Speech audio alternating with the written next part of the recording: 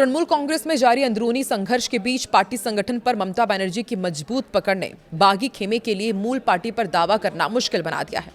बागी सांसदों द्वारा अलग राजनीतिक मंच का सहारा लेने से उनकी रणनीति और बागी विधायकों की राह अलग अलग दिखाई दे रही है। हालांकि विधानसभा में बागी विधायकों की संख्या अधिक है, लेकिन संगठनात्मक ढांचे में ममता समर्थकों का प्रभाव अभी भी निर्णायक माना जा रहा है। सवाल यही कि क्या ममता के आगे ये तमाम बागी बेबस हो जाएंगे और अब आखिर पश्चिम बंगाल में होने क्या जा रहा है।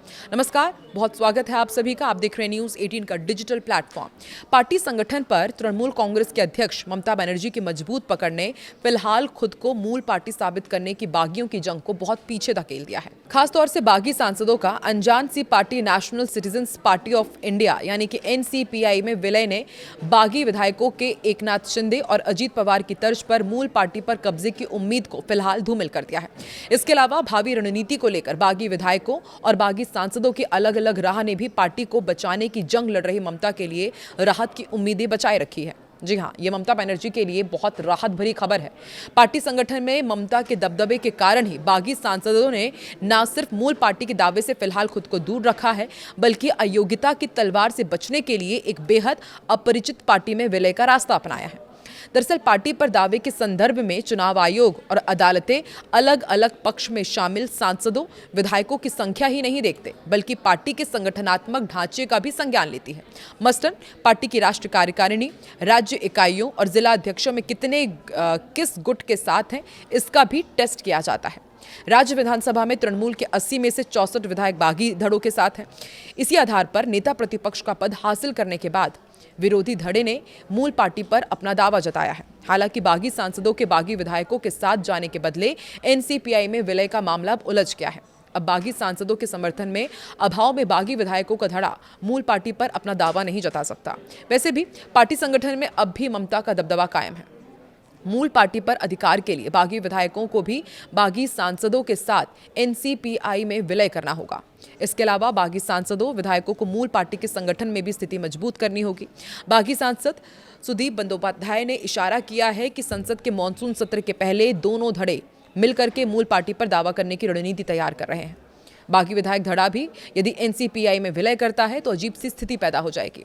तब राज्य में ये भाजपा की मुख्य प्रतिद्वंदी होगी और केंद्र में भाजपा के साथ होगी। मूल पार्टी पर अधिकार मिलने पर भी यही स्थिति रहेगी। वैसे भी भाजपा की राज्य इकाई विरोधी धड़े के परोक्ष या फिर सीधे गठजोड़ से बेहद नाराज है। ऐसे में नेतृत्व की चिंता केंद्रीय मंत्रिमंडल में बागी धड़े को शामिल करने को लेकर है। फिलहाल ताजा अपडेट ये है कि लोकसभा स्पीकर ओम बिरला ने TMC के राष्ट्रीय महासचिव अभिषेक बैनर्जी को एक महत्वपूर्ण बैठक के लिए बुलाया है और सूत्रों के अनुसार स्पीकर ने अभिषेक बैनर्जी को 19 जून को मिलने के लिए कहा है। इस मुलाकात का मुख्य उद्देश्य पार्टी में हुई फूट के मामले पर चर्चा करना है। स्पीकर चाहते हैं कि अभिषेक बैनर्जी इस पूरे विवाद पर अपना पक्ष रखें और स्थिति स्पष्ट करें। अभिषेक बैनर्जी पश्चिम बंगाल की पूर्व मुख्यमंत्री ममता बनर्जी के भतीजे हैं और पार्टी के राष्ट्रीय महासचिव भी हैं। वहीं TMC की प्रमुख ममता बनर्जी ने भवानीपुर विधानसभा सीट के चुनावी नतीजों को चुनौती दी है। मंगलवार को कलकत्ता हाईकोर्ट का रुख किया। उन्होंने अदालत में एक चुनाव याचिका दायर की है, जिसमें BJP नेता शुभेंदु अधिकारी की जीत को चुनौती दी गई है। आधिकारिक मतगणना के अनुसार इस सीट पर भाजपा नेता शुभेंदु अधिकारी ने ममता बनर्जी को 15,000 से ज्यादा मतों से शिकस्त दी थी। तृणमूल कांग्रेस के सूत्रों से मिली जानकारी के मुताबिक ममता बनर्जी चुनावी नतीजों को चुनौती देने वाली अपनी इस याचिका की पुष्टि करने के लिए खुद कलकत्ता हाईकोर्ट की रजिस्ट्री में पहुंची। भवानीपुर में मतदान वाले दिन बड़े पैमाने पर धांधली के उन्होंने आरोप लगाए थे। TMC समर्थक मतदाताओं को उनके इलाके में ही रोक दिया गया था। वहां पर केंद्र सरकार के अधीन अर्धसैनिक बल तैनात किए गए थे। कुछ स्थानों पर EVM को लेकर काफी शिकायतें भी आई थी। राज्य के चुनाव में भाजपा की बड़ी जीत के बाद शुभेंदु अधिकारी बाद में बंगाल के पहले भाजपा मुख्यमंत्री बने, जैसा कि पार्टी द्वारा दावा किया गया है। 4 मई को चुनाव परिणाम आने के अगले ही दिन ममता बनर्जी ने अपने कालीघाट स्थित आवास पर एक संवाददाता सम्मेलन किया था। उसमें तब उन्होंने दावा किया था कि TMC चुनाव हारी नहीं है। ममता बनर्जी ने गंभीर आरोप लगाए थे कि भाजपा जबरदस्ती वोटों की लूट करके जीत हासिल करने में सफल हुई है। अपनी हाई कोर्ट में दाखिल याचिका में भी उन्होंने मतगणना प्रक्रिया में कई विसंगतियों और गड़बड़ी का दावा किया है। अदालत में दायर अपनी याचिका में TMC प्रमुख ने शुभेंदु अधिकारी पर पीपल्स रिप्रेजेंटेशन एक्ट 1951 की धारा 123 के तहत भ्रष्ट आचरण करने का आरोप लगाया। याचिका के अनुसार अधिकारी पर चुनाव के दौरान रिश्वतखोरी, अनुचित प्रभाव डालने और दुश्मनी व नफरत फैलाने जैसे गंभीर आरोप हैं। ये पहली बार नहीं है जब ममता बनर्जी ने चुनावी नतीजों को कानूनी रूप से चुनौती दी हो। इससे पहले आपको याद होगा साल 2021 के विधानसभा चुनाव में भी जब वो नंदीग्राम सीट से शुभेंदु से बेहद कड़े मुकाबले में हार गई थी, तब भी उन्होंने कलकत्ता हाईकोर्ट का दरवाजा खटखटाया था।